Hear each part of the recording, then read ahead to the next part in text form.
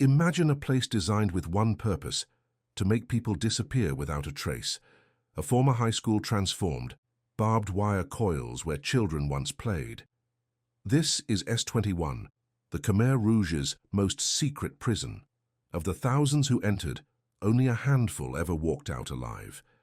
Their survival was not a triumph of the human spirit, but something far more unsettling, proof of a fatal flaw in a perfect machine of death.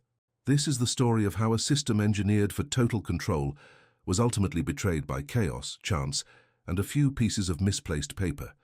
Stay with us to uncover how the unthinkable happened and how 7 people survived by accident. D. The air is dry and warm, carrying the scent of chalk dust and freshly cut grass. It is 1962. On the outskirts of a growing Phnom Penh, a new building opens its doors. Tuol Pre High School, a modern complex of 3-story buildings, painted a clean, pale cream. Its architecture speaks of a specific ambition. Wide, open-air walkways connect the blocks, designed for the flow of students, for conversation, for the easy exchange of ideas. Classrooms are lined with large paned windows that swing outwards to catch the breeze. Sunlight floods across wooden desks, arranged in orderly rows, facing a single blackboard. The blueprints for this place, drafted by engineers working for Prince Sihanouk's government, specify everything: the load-bearing capacity of the concrete pillars, the square footage per student, the orientation of the buildings to maximize light and minimize the harsh afternoon sun. It is built to hold over 1,000 young minds. The design philosophy is one of transparency, of community, of a future being built, lesson by lesson. The sounds here are the rustle of textbooks, the scratch of pens on paper, the murmur of a teacher's explanation, the occasional burst of laughter from the courtyard below. This is a place designed for life, for growth, for the simple, profound act of learning. A symbol of a Cambodia looking forward. Now watch that image. Hold it in your mind. The light, the air, the sound of potential. Now let it bleed to monochrome. Let the laughter fade, replaced by a silence so deep it rings in the ears. How does a building designed for life become a factory for death? April 17, 1975. A silence of a different kind falls over Phnom Penh. It is not the quiet of an empty schoolhouse at dusk. It is the stunned, suffocating silence of a city holding its breath. Khmer Rouge soldiers clad in black, their faces young and impassive, walk the streets. Their orders are simple, absolute, and catastrophic. The city must be emptied. Everyone must leave. Now. The policy is called Year Zero. The past is to be erased, all of it. The institutions, the hierarchies, the very idea of urban life. Hospitals, banks, universities, schools, all are declared instruments of a corrupt, feudal, and imperialist past. The goal is an agrarian utopia, a society of pure, untainted peasants. There is no room for doctors, for teachers, for students, for anyone who knows too much, who thinks in the wrong patterns. They are new people, a suspect class, in need of purification through unending labor in the rice fields. At Tuol Pre High School, the evacuation is swift and brutal. Teachers, in the middle of a lesson, are told to stop. Students are ordered to line up. No time to gather books, to retrieve belongings from lockers. They are herded into the chaotic river of humanity flowing out of the city towards an unknown countryside. The doors of the classrooms are left open. Papers flutter on desks. A world of knowledge is abandoned. Within days, the city of nearly 2 million is a ghost town. And the school stands empty, a hollow shell. Its open walkways see no foot traffic. Its classrooms hear no voices. The only sound is the whisper of the wind through the vacant windows. The building's purpose has been officially ideologically erased. It is now just a structure, a collection of concrete and tile and glass. Waiting. A lone Khmer Rouge soldier, his rubber tire sandals making soft slaps on the concrete, walks the deserted upper floor corridor. His footsteps echo in the void. He is not here to learn. He is here to assess, to inventory empty space. What new purpose will this empty shell serve? The answer comes in the middle of 1975. A specialized branch of the Khmer Rouge security apparatus, known as the Santebal, is tasked with a grim portfolio: internal security, interrogation, purification. They need a facility, a central location. They choose the vacant high school compound. It is sturdy. It is enclosed. It is, for now, discreet. Craftsmen are brought in. They are not volunteers. They are prisoners themselves, or men under the total control of Ankar, the organization. Their task is not to build, but to unbuild, to systematically dismantle the building's original intent. They work under guard, in silence. They take bricks and mortar and begin to seal the windows. Not all of them. They leave a small high vent, about the size of a ledger book near the ceiling of each classroom, just enough for a sliver of light, a whisper of air. The large, paned windows that once swung open to the world are now bricked into solid, blind walls. The classrooms become dark, hot boxes. Next, the iron workers.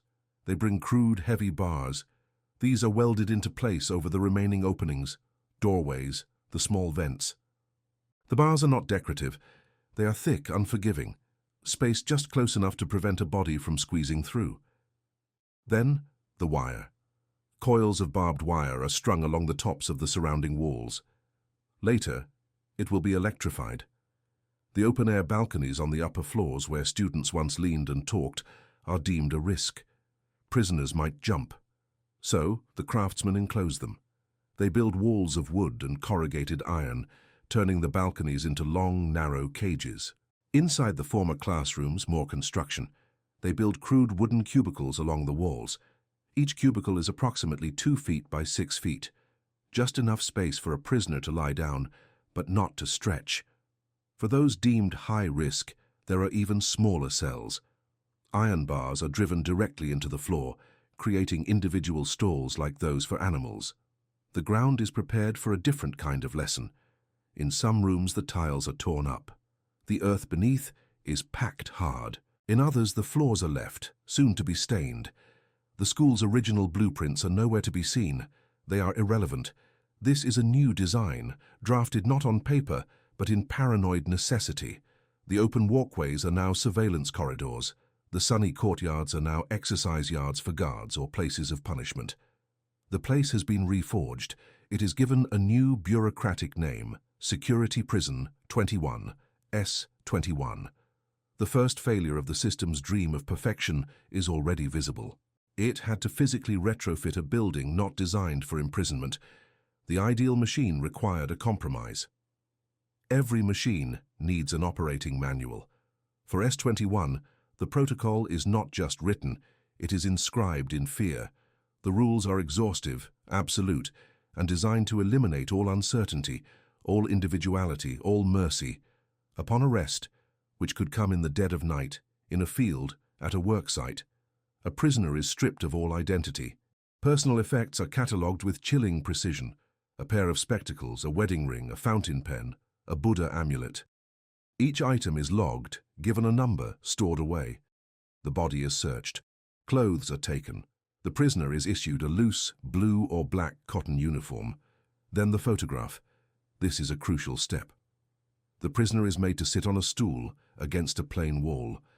A numbered placard is hung around their neck or held in their hands. The number corresponds to their newly created file. A guard using a 35mm camera takes the picture. The flash pops. The expression captured, terror, defiance, confusion, vacant shock, is irrelevant to the process. The photograph is a data point, proof of intake. Next, the forced biography. The prisoner must write their life story from birth to the moment of arrest. Names of parents, siblings, friends, teachers, colleagues. Every connection is a potential thread for the interrogators to pull. The biography must conform to the ideology. It must confess to a bourgeois or imperialist background, even if the prisoner was a peasant. The truth of one's life is no longer relevant. The required narrative is all. Then, assignment to a cell. The rules governing incarceration are minute. Prisoners must sit still on the floor, facing the door, at all times, unless given permission to move. They must ask permission to speak, to relieve themselves. They are not to look at the guards directly. They are to be silent. The guards, too, are bound by a web of regulations. They are not to speak to prisoners except to give orders. They are not to show pity. They are to report any deviation, any sign of weakness in their comrades. Their duty is clear. Every prisoner brought to S21 is considered guilty. The guard's job is not to determine innocence, but to facilitate the extraction of a confession. The confession is the product. It is the necessary document that justifies the predetermined outcome. One regulation, number 6, states it with stark clarity. While getting lashes or electrification, you must not cry at all. The system aims to control not just action, but the most fundamental human expressions of pain. It seeks to break the involuntary signal of the nervous system. The blank confession form sits on a desk, waiting. This page must be filled. The system's logic demands it. But what happens when the logic is infinite? When the only way to feed the machine is to invent ever more complex, ever more expansive tales of guilt? The machine is assembled. The protocol is written. Now it must be fed. Its first major intake comes in early 1976. Not from the city's evacuated new people, but from within the revolution itself. Senior Khmer Rouge officials and military commanders, particularly from the eastern zone bordering Vietnam, are brought in chains to S21. These are men who fought alongside Pol Pot, who helped seize power. They are accused of the most serious crime, conspiring with the Vietnamese, of being Khmer bodies with Vietnamese minds. They are the first high-value fuel for the engine. The system's initial diet is this: internal enemies. The interrogation focus is intense. The goal is not just a confession of personal guilt, but the extraction of an elaborate network. Names, always more names. Who recruited you? Who were your contacts? What was the plan? The torture is calibrated to produce not just pain, but a specific narrative, a sprawling, paranoid fiction of traitors woven into the very fabric of the party. These first confessions are voluminous. They name dozens, sometimes hundreds of other individuals. Soldiers, party cadres, district chiefs. Each named person becomes a new target for arrest. Each arrest generates a new file, a new biography, a new interrogation, which in turn yields more names. The self-consuming cycle ignites. The machine, by processing its first batch of victims, automatically generates the raw material for its next cycle of operation. Hundreds of high-ranking party members are processed through these dark, bricked-in classrooms. A precedent is set with brutal clarity. No one is immune. Not the revolutionary, not the soldier, not the loyalist. Rank and past service offer no protection. In fact, they make you a more valuable target, as your confession can implicate more people. Paranoia is no longer an emotion. It is institutionalized. It is a procedural tool. A mugshot is developed in the darkroom. It shows a high-ranking commander, his face gaunt, his eyes staring past the camera. His confession, typed and signed, will name dozens of his comrades. The machine has been fed its first rich meal, and its appetite, now awake, is insatiable. At the control panel of this machine sits a man. His name is Kaing Gwek Eve, but he is known as Comrade Duch. He is the chief of S21. Before the revolution, he was a mathematics teacher, a man who appreciated order, sequences, correct answers. He carried this mentality into his new work. Duch is meticulous. He demands daily written reports from his interrogators, not summaries, but detailed blow-by-blow accounts of the torture sessions. What methods were used, what questions were asked, what answers were given. He reviews these reports carefully, annotating them in the margins, asking for clarifications, demanding more names. He maintains ledgers, precise handwritten ledgers that log every prisoner who enters S21, their number, their name, their date of arrival, their date of execution. He keeps financial records, accounting for the prison's expenses, food for guards and prisoners, fuel for trucks, supplies like paper and ink and photographic film. He runs S21 like a brutal, efficient business. The bottom line is not profit, but ideological purification quantified in confessions and corpses. He insists on photographic evidence. The mugshots are not just for files, they are for him. They complete the record. They are the final piece of data that turns a human being into a closed case. Duke embodies the system's core contradiction, the fervent belief that perfect administrative terror can create a perfect society. He is not a raving sadist in the shadows. He is a manager, a bureaucrat who finds solace in the spreadsheets of suffering. His desk is the nexus. From here, the orders flow, the files accumulate, the lists grow. In his office, Duch reviews a freshly typed confession. His eyes scan the dense text, the fantastical story of CIA connections and Vietnamese spy rings extracted over days of electric shocks and waterboarding. He underlines a name mentioned in paragraph 17. He takes his master list, a ledger of those yet to be arrested, and adds the name. The pen moves with practiced efficiency. The camera pulls back from his desk, and we see the list is not a single page. It is a ledger, hundreds of pages long, thousands of names, a river of ink flowing towards the prison gates. The machine is now operating at scale. It is humming, and it is just getting started. The hum is not of industry, but of a terrible, quiet industry. By 1977, S-21 has settled into a rhythm, a grim, predictable metabolism. It is a conveyor belt, a factory with a single, dreadful product: documented guilt leading to authorized death. The process is so standardized, it can be mapped. Intake happens at all hours, but often at night. The trucks rumble into the compound, their headlights cutting through the darkness. Prisoners, blindfolded and bound, are pulled from the beds of the vehicles. They are processed through the former administrative office, photographed, inventoried, forced to write their biographies. Then they are assigned a cell. The former classrooms, now divided into wooden cubicles, each hold up to 20 prisoners, shackled by the ankle to a long iron bar that runs the length of the wall.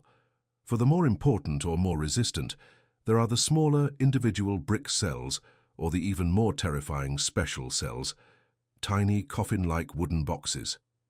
From incarceration, they move to interrogation. This is the core of the machine's work. The interrogators are not random thugs. They are trained, following a manual. The goal is consistent: to break the prisoner's story of innocence and replace it with the required confession of treason. The methods are catalogued and repeated: waterboarding using a plastic bag or a water pump; electric shocks administered to sensitive areas with wires attached to a hand-cranked generator; beatings with sticks, whips, or lengths of rubber tire. The prisoner is suspended from the ceiling, their arms wrenched behind their back. The tools are kept clean, maintained. This is not frenzied violence. It is applied, technical violence. It has a purpose. The interrogators work in shifts, filing their reports. The criminologists, often educated prisoners forced into the role, then take over. They synthesize the screams, the broken words, the half-coherent answers into a formal typed narrative. The confession must follow a specific ideological script. The prisoner was an agent of the CIA, the KGB, or Vietnamese intelligence. They infiltrated the revolution to sabotage it. They have a network of co-conspirators. The names for that network are often provided by the interrogator, extracted through leading questions. The prisoner, in a state of utter physical and psychological ruin, agrees. They sign or thumbprint the document. The product is complete. With the confession signed, the prisoner's file is stamped "finished." This is the authorization for the final phase. They are not told. In the dead of night, guards enter the cell block. They read out numbers, not names. The selected prisoners are taken from their cells, their hands tied behind their backs with wire or rope. They are led, often blindfolded, to waiting trucks. The destination is Choeung Ek, a former orchard about 15 kilometers away, now known as the Killing Fields. There, to save bullets, they are executed with blunt instruments, axles, hoes, wooden clubs, and buried in mass graves. The trucks return empty, ready for the next batch. The system achieves a horrifying equilibrium. The prison population remains relatively constant, between 1,000 and 1,500 souls. This is not a static number, but a dynamic balance. For every prisoner loaded onto a truck for Choeung Ek, a new prisoner is brought in through the gates. The intake matches the output. The machine is in perfect, terrible balance. The mortality rate is not 99%, it is 100%. The stamp "finished" is a death warrant, and it is applied to every file.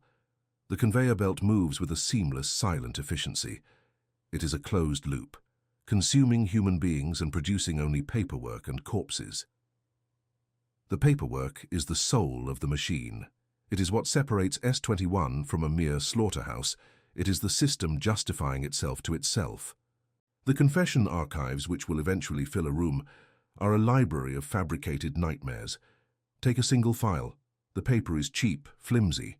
The typing is uneven, the letters striking through the ribbon with uneven force. There are corrections, words crossed out, new ones handwritten in the margin. This indicates review. The narrative is fantastical. A peasant farmer confesses to being a colonel in the CIA-backed Khmer Sere army, detailing meetings with American agents he could never have met, describing weapons he has never seen. A 12-year-old child's biography, written in a shaky hand, speaks of being recruited by Vietnamese spies while tending water buffalo. The stories are absurd, contradictory, often physically impossible, but they are not meant for an external court. They are meant for Ankar. They must sound plausible within the regime's own airtight logic of omnipresent conspiracy. The cost of this paper trail is itself a systemic detail. Typewriters, ribbons, reams of paper, filing cabinets, pens, ink, all must be procured, accounted for. The scribes and typists must be fed, housed and controlled. Duce's ledgers meticulously track these expenses. The confession is a product with a material cost. Its completion is the essential step that transforms a murder from an act of violence into an act of bureaucratic policy. The prisoner becomes an abstraction, a case number, a narrative of guilt. The physical destruction is merely the execution of a filed, authorized decision. But within this very process lies the system's fatal growing flaw. The logic is cannibalistic. A confession is only valuable if it provides new names, expanding the circle of the conspiracy. But those new names must then be arrested, tortured, and made to confess, naming yet more names. The system requires a perpetual, ever-expanding supply of guilt. It is an Ouroboros, the snake eating its own tail, but growing larger with each bite. The definition of enemy becomes so vague, so elastic, that it can encompass anyone. A guard who looks at a prisoner with a flicker of pity. A cook who gives an extra spoonful of rice. A party member who questions a directive. The machine, in its hunger, must eventually consume the very people who operate it. The crack is already forming. In a stack of confessions, an archivist's hand pauses. One document names a co-conspirator. A cross-reference with the prison ledger shows that the named co-conspirator is already inside S21. He was arrested weeks ago, based on a previous confession. He is currently in a cell, awaiting his own interrogation. The system has begun to consume its own waste product, processing a prisoner to extract the name of a prisoner it is already processing. The bureaucratic loop is tightening, becoming a noose for everyone. On the walls of the museum to come, they will hang in grids, hundreds of them at a time. The mugshots, the visual output of the machine's intake procedure. They are not snapshots, they are clinical administrative records. The prisoner sits on a simple stool, against a plain, pockmarked wall. A numbered placard hangs from their neck or is held in their hands, 119, 340, 1556. The camera is fixed at eye level. The flash, often harsh, washes out their features, creating deep shadows. Look at them, not as a crowd, but one by one. Here is a man in a military tunic, his medals stripped away. He stares directly into the lens, his jaw set, a defiance burning in his eyes that the camera cannot extinguish. He knows what this place is. His expression is not of fear, but of furious, impotent rage. Here is a woman, her hair still neatly tied. She looks slightly to the side of the camera, her eyes wide, unfocused, as if trying to see through the wall behind her. Her lips are parted. She is in a state of profound, silent shock, not yet fully comprehending the machinery she has entered. Here is an elderly man, his face a map of wrinkles. He wears the blank, resigned expression of a peasant who has endured famine and war. There is no defiance here, only a deep, weary confusion. The revolution was supposed to be for him, and he cannot understand why he is here. Here is a boy, no more than 14. The placard looks huge on his thin chest. He is trying not to cry. His lower lip trembles slightly. The fear is raw, childlike, utterly out of place in this bureaucratic hell. For the system, the photograph serves a purpose. It completes the file. It attaches a face to the number, to the biography, to the confession.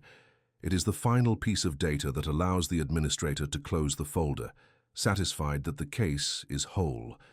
It is a tool of dehumanization, turning a complex human life into a two-dimensional image to be filed away.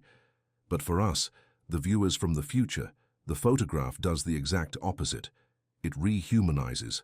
The standardized process, intended to erase individuality, inadvertently captures it. A slight tilt of the head, a glint in the eye, a particular set of the mouth, these fleeting moments of human expression, frozen by the flash, defy the system's intent. They scream of individual souls. The archive of mugshots, meant to be the ultimate proof of the machine's control, becomes its most powerful indictment. It is a gallery of ghosts, demanding to be remembered as they were in this last terrible moment before the machine consumed them. In one photograph, near the edge of a contact sheet, a young man holds his placard. His head is held high. There is no fear in his face, only a cold, contemptuous glare aimed directly at the unseen photographer. It is a look that says, "I see you. I know what you are." It is a spark of unbroken will. Could such a variable, such a spark of defiant humanity, ever survive the process that follows? The system is designed to grind such sparks into dust, but the photograph preserves it, a silent challenge echoing across decades. The machine is made of human cogs. They are not monsters from myth. They are mostly teenagers and young men from poor peasant backgrounds, plucked from the countryside and given a uniform, a gun, and a set of rules. They are indoctrinated relentlessly. The party is their mother and father. Ankar sees all, knows all. The prisoners are microbes, worms, enemies, trying to destroy the revolution from within. To show them mercy is to betray the revolution, to betray Ankar, to betray Cambodia itself. Their lives are as regimented as those of the prisoners, albeit on a different plane. They live in separate quarters. They have a designated canteen. They receive political training every day, reinforcing the black and white ideology. They work in shifts: registration, guard duty, interrogation, execution. They are taught to see the prisoners not as people, but as objects, as containers of guilty secrets that must be emptied. But they live in constant, low-grade terror. The system's paranoia extends to its own operators: a guard who speaks to a prisoner without authorization, a clerk who makes a mistake in a ledger, an interrogator who fails to extract a confession quickly enough. Any of these can be interpreted as sympathy for the enemy, or worse, as a sign that the guard himself is a hidden enemy. The punishment is not a reprimand, it is arrest. The guard is stripped of his uniform, photographed, and placed in a cell, often the very cell block he once patrolled. His former comrades become his jailers. The system consumes its own. A former low-level guard, his face shadowed, his voice a monotone of remembered fear, describes it. "We were told we were the shield of the revolution, but the shield could become stained. If it was stained, it had to be cleaned. To be cleaned meant to be destroyed. We watched it happen. One day a senior guard was gone. We asked no questions. We knew. We just moved our feet a little faster, checked the rules a little more carefully, tried to become invisible within the machine." The logistical support for these human cogs is part of the design. Food must be grown and brought in for them. Their uniforms must be sewn by prisoners in a workshop within S21. Their weapons must be maintained. The system must fuel and maintain its own operators, even as it views them as potentially expendable parts. An estimated 1,700 guards worked at S21 over its operation. A significant, unrecorded number of them were later purged and executed within its walls. The guard recalls the day the order came. It was for his immediate superior, a man who had trained him. The order was simple: arrest him. The guard did not hesitate. He followed the protocol. He approached his superior, informed him he was under arrest, and took him to the registration office. He did not make eye contact. He was a cog, turning as instructed. The machine, now fully operational, had begun the process of devouring its own components. The sound it made was not a scream, but the quiet click of a cell door locking. Amidst the thousands of mugshots, some faces are heartbreakingly small. Children, infants in their mother's arms, boys and girls staring at the camera with a confusion too profound for their years. They were not exempt. The Khmer Rouge ideology was total. To destroy the weeds, the saying went, you must pull up the roots. Guilt was not individual, it was familial, genetic. If a parent was an enemy, the children carried the seed of that enmity. They were the sprouts, and they too had to be eliminated to prevent future counter-revolution. Their stories are the most fragmentary, the least documented by the system that killed them. They were often arrested alongside their parents. Their processing was an anomaly. They were too young to write biographies. Their interrogations were perfunctory or non-existent. They did not produce confessions. They were a logistical and ideological problem for the bureaucracy. They occupied space. They cried, creating a disturbance in the silent prison. They required food, however meager. Survivor Chum May would later recount the sound that haunted him most, the crying of children from the women's section, a constant, weak background wail that seeped through the brick walls. He could do nothing. The guards would sometimes shout for silence, but the crying would always return, a persistent human sound the machine could not fully stifle. The children were usually killed last. After a parent was taken for execution, the children might be left for a day or two, bewildered and starving in an empty cell. Then they would be collected. The method was often quicker, more merciful in the twisted logic of the killers, a swing of a club against a small skull. They were buried in separate pits at Choung Ek, or sometimes in the mass graves with their parents. The system's paperwork struggles with them. A typical execution list, typed and signed by Duch, details a batch of prisoners to be taken to the killing fields. It lists names and numbers. At the very bottom of the list, almost as an afterthought, is a single line, and 7 children. No names, no numbers, just a quantity. They were not cases. They were inventory to be disposed of. This reveals the system's ultimate, nihilistic goal. It was not merely punishing individuals for perceived crimes. It was attempting to erase futures, to sterilize the past, to create a new humanity by methodically eliminating all traces of the old, down to its most innocent and vulnerable sprouts. The conveyor belt for them was shorter, quieter, and even more terrible. By late 1977 and through 1978, S-21 is a machine running at maximum, dreadful RPM. Its intake is no longer selective. It consumes everyone.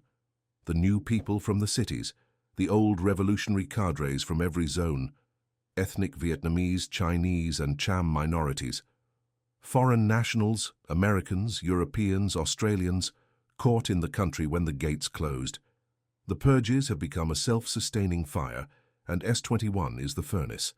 The metrics of this efficiency are horrifyingly clear. The guard-to-prisoner ratio is maintained. The confession output is steady. The trucks to Choyongek make their journeys with metronomic regularity, sometimes twice a day. The prison's own internal execution ground, for those deemed too weak to transport or for rushed batches, is in constant use. The mortality rate holds at a statistical certainty, 100%. The system appears to be a perfect closed loop, a biological entity that ingests, processes, and excretes with no waste, no error, no escape. It is the realization of the paranoid fantasy, a universe of total control where every variable is accounted for, every human reduced to a predictable input and a documented output. The number that will come to define the entire enterprise is now fixed in its grim trajectory.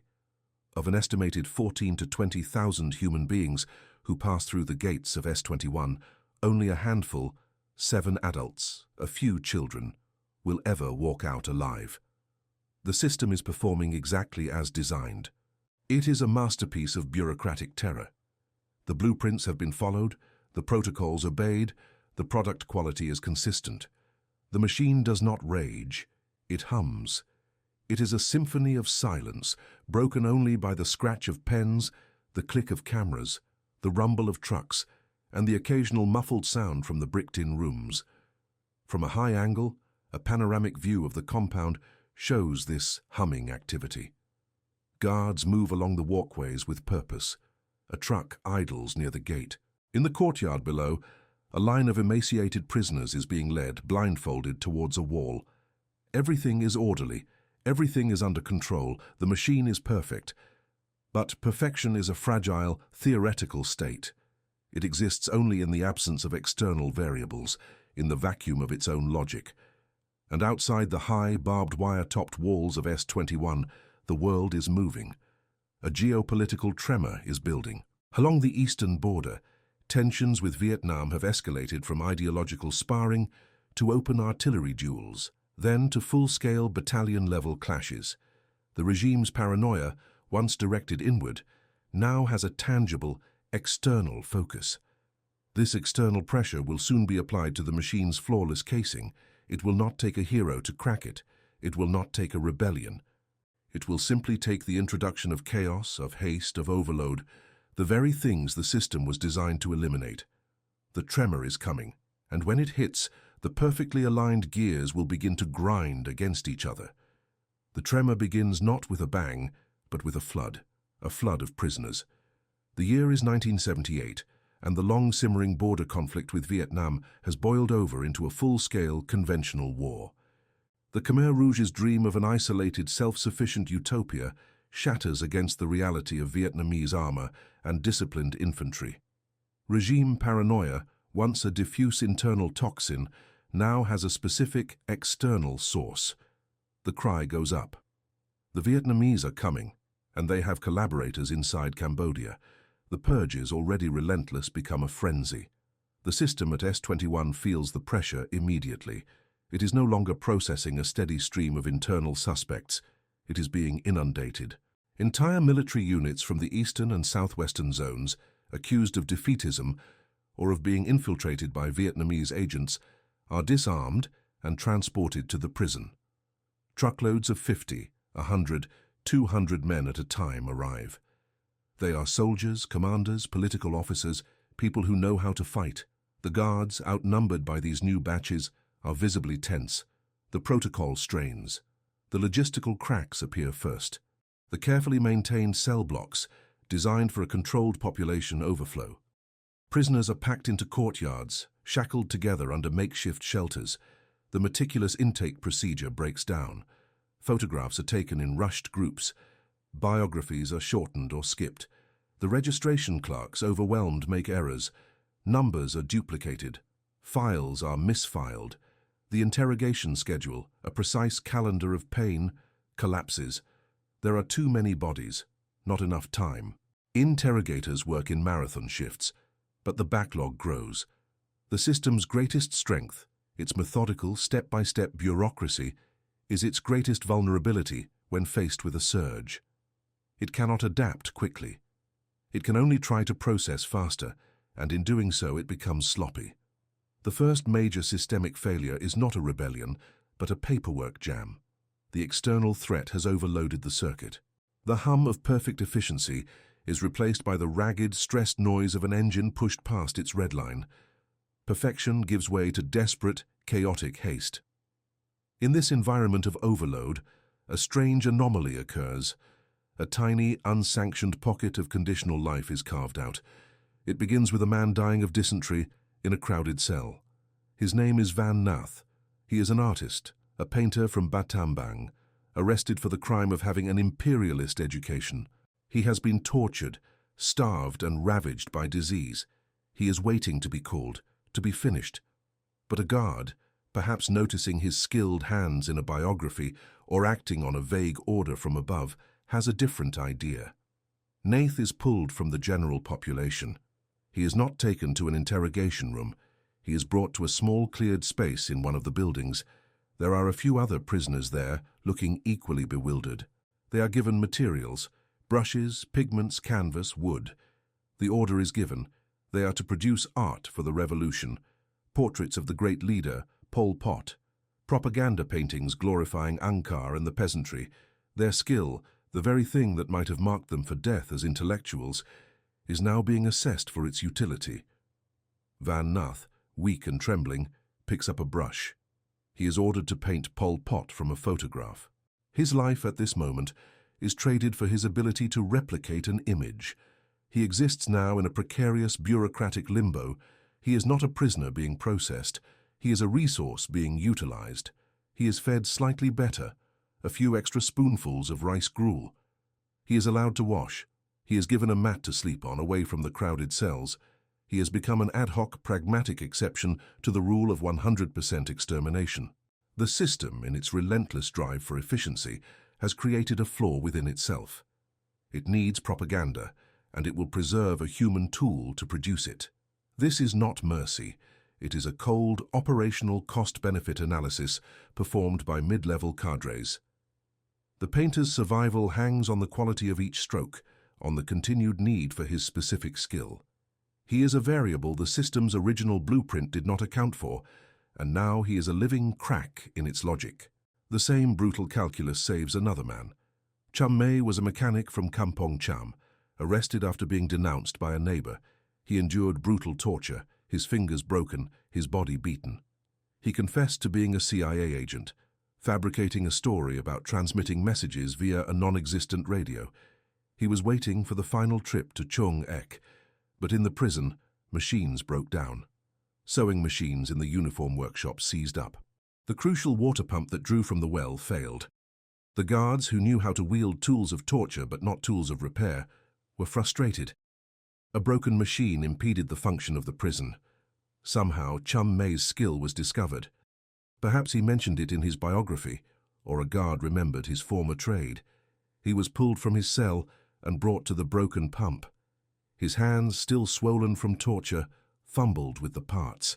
His mind, fogged with terror and starvation, struggled to recall the mechanics. He knew this was his only chance.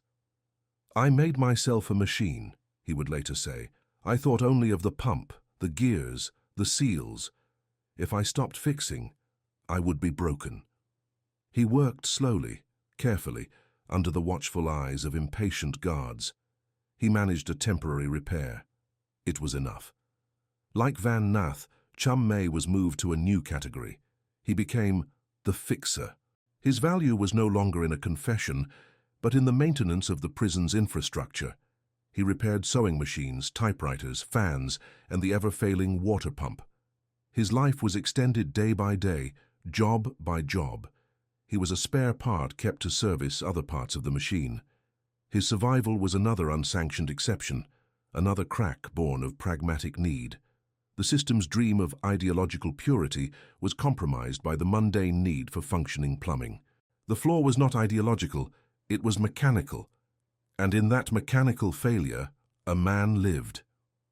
Outside, the tremor becomes an earthquake. In December 1978, Vietnam launches a full-scale, multi-pronged invasion. Their forces, battle-hardened and well-equipped, slice through Khmer Rouge defenses. Towns fall, divisions retreat or disintegrate. The news, though suppressed, filters into Phnom Penh as a creeping panic. The leadership, including Pol Pot and the inner circle, begin to make contingency plans. The war is coming to the capital. Inside S-21, the orders from the top change abruptly. The priority is no longer process and execute. It is destroy all evidence. The meticulous conveyor belt, the pride of Comrade Duch, is now an obstacle. There is no time for confessions, for photographs, for ledgers. The product is no longer documented guilt, but simple erasure. The system abandons its core protocol. The paperwork, the very soul of the machine, is now its greatest liability. The new procedure is horrifyingly direct. Guards are ordered to kill the remaining prisoners en masse inside the prison compound. The careful separation of processing and execution, the trip to Chung Ek, is discarded. The courtyards of Tuol Sleng, once schoolyards, are chosen as the killing grounds. Prisoners are led out of their cells in large groups. They are bludgeoned, stabbed, or have their throats cut. The killing is done with whatever is at hand. Iron bars, hose, axes, sharpened bamboo stakes. It is messy, loud, and inefficient in a new way. The silent, bureaucratic murder is replaced by frenzied, hands-on slaughter. The floors of the ground floor rooms, already stained, become slick with blood. The drainage grates clog. The system, in its death throes, reverts to a primal, chaotic violence. The veneer of administrative order is stripped away, revealing the raw, murderous intent that was always at its core. In this final, chaotic scramble, a third category of survival emerges: the bureaucratic accident. The system's greatest strength, its obsessive documentation, becomes the final, ironic flaw that spares a handful of lives. As the order for total extermination is given, the administrative machinery is in disarray. Guards are fleeing. Interrogators are packing or destroying files. Clerks are burning ledgers in hurried bonfires in the courtyard, the pages curling into black ash that floats over the corpses. In the panic, the links in the chain of command snap. For a few prisoners, their execution orders are lost. A list is misplaced on a desk, covered by a falling stack of other papers. A guard tasked with fetching a specific group from cell block D is himself called away to deal with a more pressing crisis, or is shot by a stray bullet in the increasing chaos outside the walls. A clerk, in his haste to burn the files of finished prisoners, accidentally burns a batch that includes the files of those still alive, effectively erasing them from the system's to-do list. In the frantic effort to erase all evidence, some prisoners are administratively erased before they are physically erased. These individuals are not useful like Van Nath or Chum May. They have no special skills to trade. They are simply lost in the fog of war and institutional collapse. They huddle in their cells, listening to the screams from the courtyards grow closer, waiting for their number to be called. The sounds subside. The footsteps of guards fade. An unnatural, heavy silence descends, broken only by the moans of the dying and the buzz of flies. They are still shackled, they are starving. They are surrounded by the dead and the dying. But no one comes for them. Their survival is not a triumph of will, but a failure of administration. It is the ultimate testament to the system's imperfection. Chance, the random variable that the machine of S-21 was designed to eliminate through total control, reasserts itself with a vengeance in the machine's final, sputtering moments. January 7th, 1979. Vietnamese tanks roll into the largely deserted streets of Phnom Penh. The Khmer Rouge leadership and its military forces have fled westward towards the Thai border. They have abandoned the capital, and they have abandoned S-21. The prison is silent, not the operational silence of disciplined routine, but the thick, deafening silence of abandonment and death. The electricity is off, the generators are still, the smell is overwhelming, a metallic tang of blood mixed with the sweet, gagging odor of decomposition, and beneath it the stale stench of fear and human waste. The Vietnamese soldiers who enter the compound are battle-hardened, but they are not prepared for this. They find a scene from a nightmare. In the courtyards, piles of bodies, some only recently killed, already swelling in the tropical heat. In the cells, more corpses chained to walls or bars, some with hoods still over their heads. Flies cloud the air, rats scuttle in the corners. And then a sound, a faint, weak cough, a rustle of movement from a dark cell on the ground floor, a low groan. The soldiers, weapons raised, move cautiously. They find emaciated men, barely alive, still shackled by their ankles. They find a few children hidden under corpses or in corners, too weak to cry. They are not found in a heroic stand. They are discovered like forgotten debris. The soldiers call for medics. They use bolt cutters to sever the rusted iron shackles. They carry the survivors out into the blinding sunlight, a light these prisoners have not seen directly in months or years. The survivors blink, confused. They are ghosts emerging into a world they no longer recognize. They are not 7 out of 17,000 because of a flaw in their character or a strength of their spirit. They are 7 because a painter was needed, a pump broke, a list was lost. The machine, designed for perfect total obliteration, has failed. Its 100% efficiency rate lies shattered amidst the ruins, broken by its own internal contradictions and the chaotic tide of history. The system has stopped. But the silence it leaves behind is not the silence of completion. It is the silence of profound, catastrophic fracture.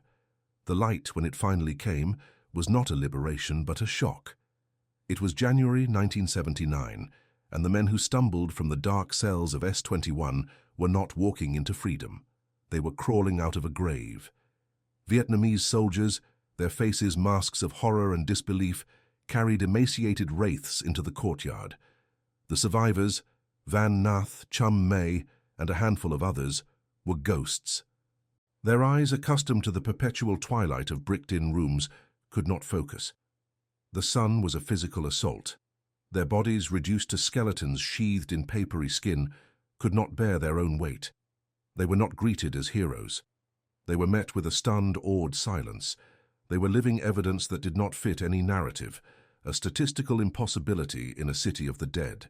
The new Vietnamese-backed administration, struggling to impose order on a shattered nation, did not know what to do with them. They were documented all over again, but this time with a bewildered, clinical benevolence. Medical personnel took notes on their conditions: severe malnutrition, dysentery, festering wounds, psychological trauma. They were given bowls of plain rice porridge, which their shrunken stomachs could barely tolerate. They were asked questions. What is your name? What happened in there? The survivors, their minds still trapped in the protocol of the prison, often answered in monosyllables or with the ingrained fear of saying the wrong thing. They were evidence of a crime so vast it defied comprehension, and their very existence was a form of cognitive dissonance. They had been processed for death, stamped finished, and yet here they were, breathing. The system's output had malfunctioned, and these few human errors now stood blinking in the chaotic light of the aftermath. For Van Nath, the return to consciousness was a slow, painful swim upwards from a deep, black well. He found himself in a makeshift hospital, a world of clean sheets and soft voices that felt more alien than the prison. Then officials came. They needed to understand. They took him, supported by 2 soldiers, back to the compound at Tuol Sleng. The smell hit him first. The same metallic, sweet stench of death, but now baked in the open air. The bodies were being cleared, but the stains remained. The silence was different. It was no longer the tense quiet of controlled terror, but the hollow echo of abandoned evil. They led him through the buildings, pointing. What was this room? What happened here? He looked at the blood-caked floors, the shackles still bolted to the walls, the faded numbers on cell doors. He opened his mouth, but no sound came out. How could he explain the machine to those who had only seen its wreckage? He was not just a survivor. He was the only remaining witness to its internal workings. He would have to find a way to speak for the 14,000 who could not. The question of what to do with the physical shell of S-21 was immediate and morally fraught. The Vietnamese authorities and the new Cambodian government saw its evidentiary value. Here was proof, incontrovertible and overwhelming, of the Khmer Rouge's brutality. To destroy it would be to destroy a crime scene. To cleanse it would be to sanitize history. After consultation with historians and officials, the decision was made: preserve it exactly as it was found. The prison would become a museum, not of artifacts behind glass, but of the crime scene itself. Tuol Sleng Genocide Museum. The work was grim and logistical. The tropical climate was an enemy. Decay set in quickly. The bloodstains on the tile floors were scrubbed, but the dark, permanent shadows remained, soaked into the concrete. The shackles were left bolted in place. The crude wooden cells were stabilized, not restored. The barbed wire was left on the walls. The most haunting decision concerned the thousands of black and white mugshots found in the office. They were mounted on boards, room after room, floor to ceiling, creating a vast silent chorus of the condemned, staring out at the living. The confessions were gathered, catalogued, and stored. The torture instruments, the waterboarding boards, the electric generators, the iron bars, were arranged in displays. The goal was not curation, but preservation of a state. The site itself was to be the primary document. The new rule was, preserve as found. The system's own stage, the set for its drama of annihilation, was now frozen in time, turned against it, as the ultimate indictment. The machine was dead, but its carcass was put on display, a lesson in anatomy of terror. Visitors began to trickle in, then stream. Cambodians from the countryside, searching for lost relatives among the photos. International journalists, diplomats, historians. They walked the silent walkways, their footsteps echoing.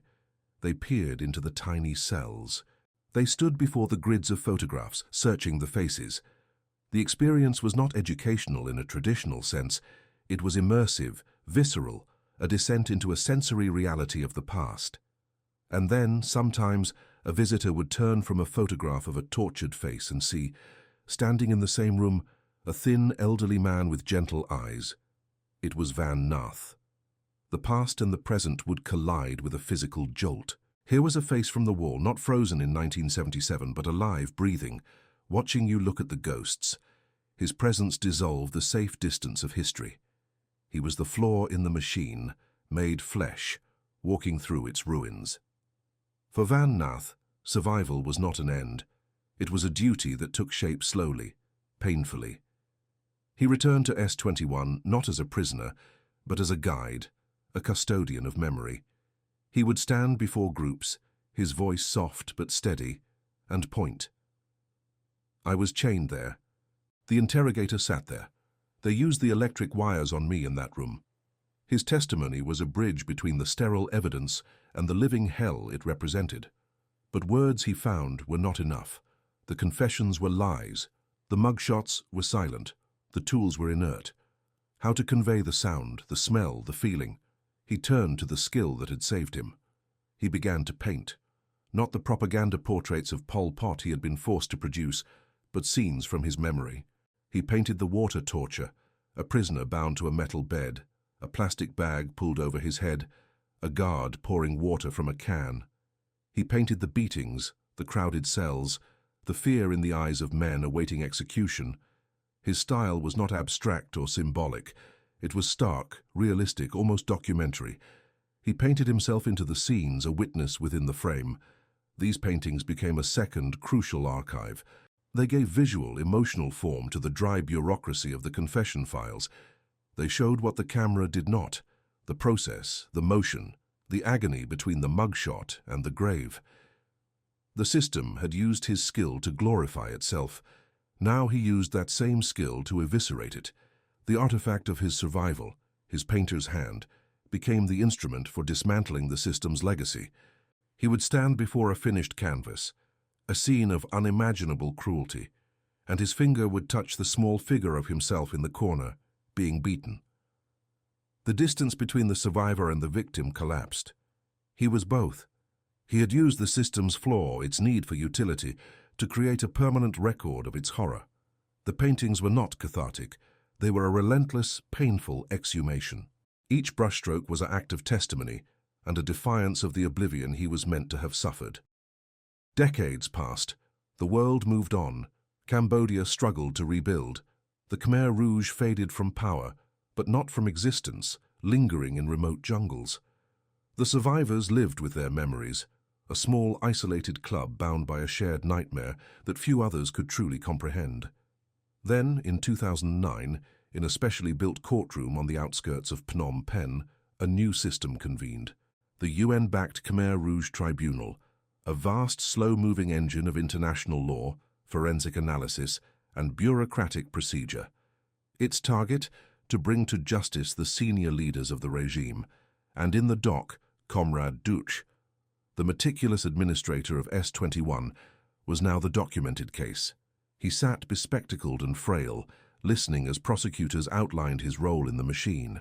The tribunal presented its evidence, the ledgers in his handwriting, the signed confessions, the execution orders.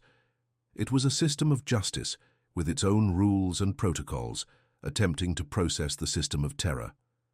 Then, the survivors were called. Van Nath and Chum May took the stand. They faced the man who had been the embodiment of the machine that consumed their lives. Nath spoke calmly, describing the torture, the starvation, the fear. He looked at Duch and said, "I am here today to speak about the suffering that I endured. You are responsible." Chum May, more emotional, pointed a trembling finger directly at the dock. "You are my tormentor," he said, his voice cracking. "You killed my wife, you killed my child." Duch listened. He acknowledged his role. He expressed regret. But then he retreated into the logic of the system he had run. "I was just a cog in the machine," he said.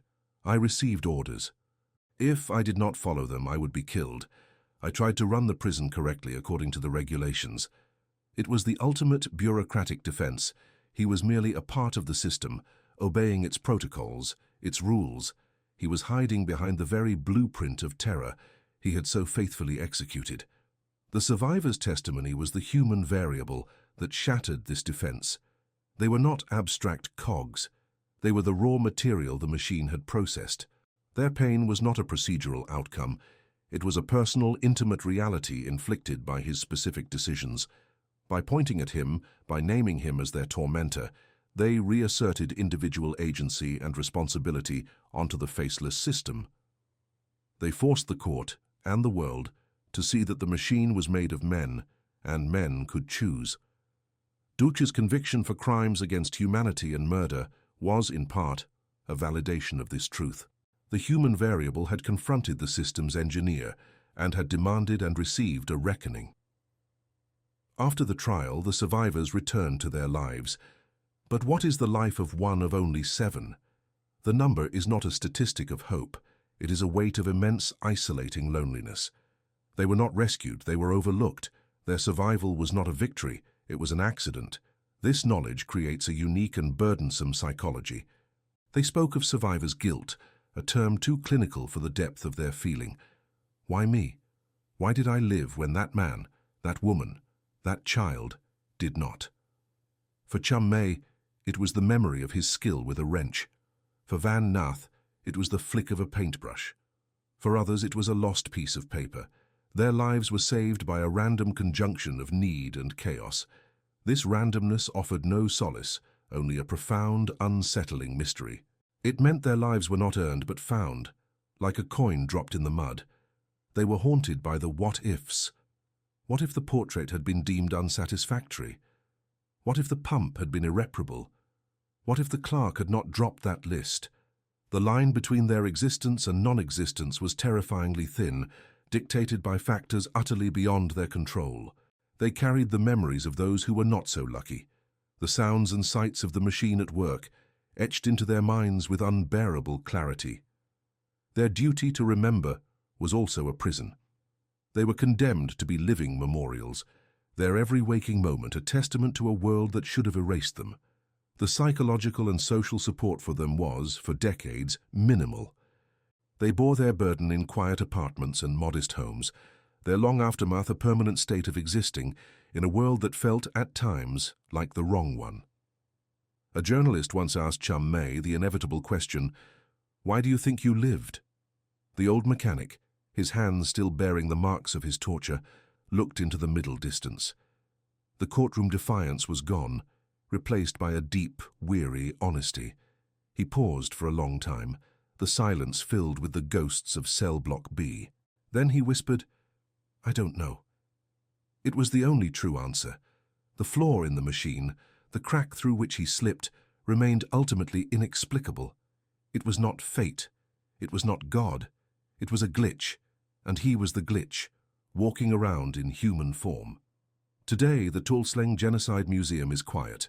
The tour groups move in hushed clusters, following their guides.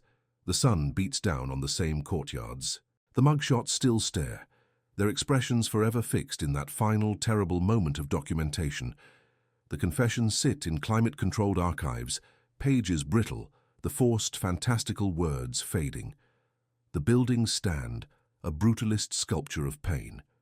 The work of the machine is over, but the work of deciphering its output continues. In laboratories, forensic anthropologists try to match bones from the killing fields to names from the photographs. Archivists digitize the files, hoping facial recognition software might put a name to the thousands of unknown faces. Historians cross-reference confessions, trying to untangle the real lives from the fabricated narratives. The process is slow, meticulous, a mirror of the original bureaucracy but in reverse. Instead of creating guilt, it seeks to restore identity.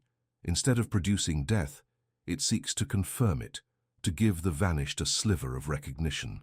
The machine sought to turn people into paper, and then to burn the paper. We are now trying to turn the paper back into people, one fragment at a time. The philosophical takeaway is not one of resilience, but of a chilling, melancholic truth. The system of S-21 sought perfect control. It sought to engineer a society free of contradiction by eliminating the human variable, the unpredictability of thought, loyalty, and chance. It built a bureaucratic monster to achieve this, a machine that documented its own destruction with fanatical precision. It very nearly succeeded. But it failed. It failed not because of heroic resistance, not because of a flaw in its ideology, but because of the inherent chaotic nature of existence it tried to deny. It failed because a painter's hand could be useful. It failed because a water pump could break. It failed because a list could be lost in the panic of retreat. It failed because the universe is not a ledger, and human beings are not predictable inputs. The survivors of S-21 are not miracles. They are accidents, statistical anomalies, living proof of entropy. In their accidental existence lies the eternal rebuke. They are the flaw in the machine made flesh. They stand as permanent evidence that the dream of a perfect system of oblivion, of total administrative erasure, is a tragic fiction. The blueprint can be drawn, the protocols written, the gears oiled with fear, but the crack is always there, waiting in the form of a random event, a mundane need, a moment of chaos. The terror of S-21 is not just in its efficiency, but in the stark revelation of how close it came to achieving its goal, and the sheer random chance that it did not. The final lingering shot is not of a survivor's face, but of one of the thousands of unidentified mugshots. Man, his number hanging from his neck, his eyes looking somewhere beyond the camera, into a darkness we can only imagine. The system sought to reduce him to this image, and then to destroy even that. It failed. The image remains. The question remains. The silent, empty prison remains, not as a monument to the power of the system, but as a tomb for its impossible, shattered dream of total control. The machine is silent. The city, with all its messy, unpredictable life, hums on around it. The flaw endures,